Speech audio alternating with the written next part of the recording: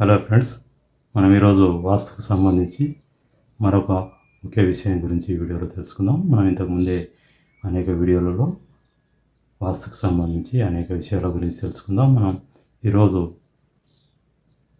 బీరువాకు సంబంధించి వాస్తు ప్రకారం వాస్తుశాస్త్రంలో ఉన్నదా లేదా అనే విషయం గురించి తెలుసుకుందాం.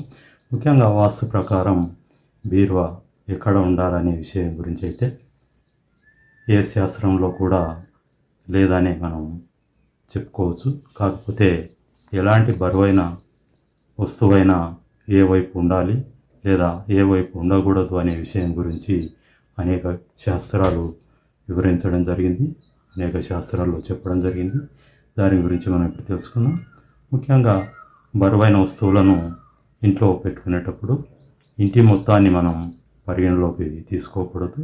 ఆ ఇంట్లో ఉన్నటువంటి రూములలో ఏ వైపు ఉండాలి అనే బరువైన వస్తువు అనే విషయం గురించి మాత్రమే లెక్కలోకి తీసుకోవాల్సి ఉంటుంది.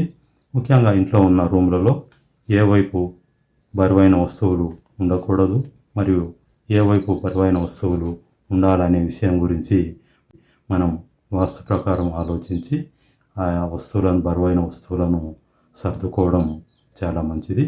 ఇది మనకు వాస్తు ప్రకారంగా పెట్టుకుంటే మనకు మంచి జరగడానికి అవకాశం ఉంటుంది. అంతేకాని బీరువాను ఈ వైపు ఉండాలి ఈ వైపు ఉండకూడదు అనే విషయం అయితే ఏ శాస్త్రంలో లేదని చెప్పుకోవచ్చు. దాదాపు అనేక మంది వాస్తుశాస్త్ర పండితులు కూడా ఇదే చెప్పడం జరుగుతుంది.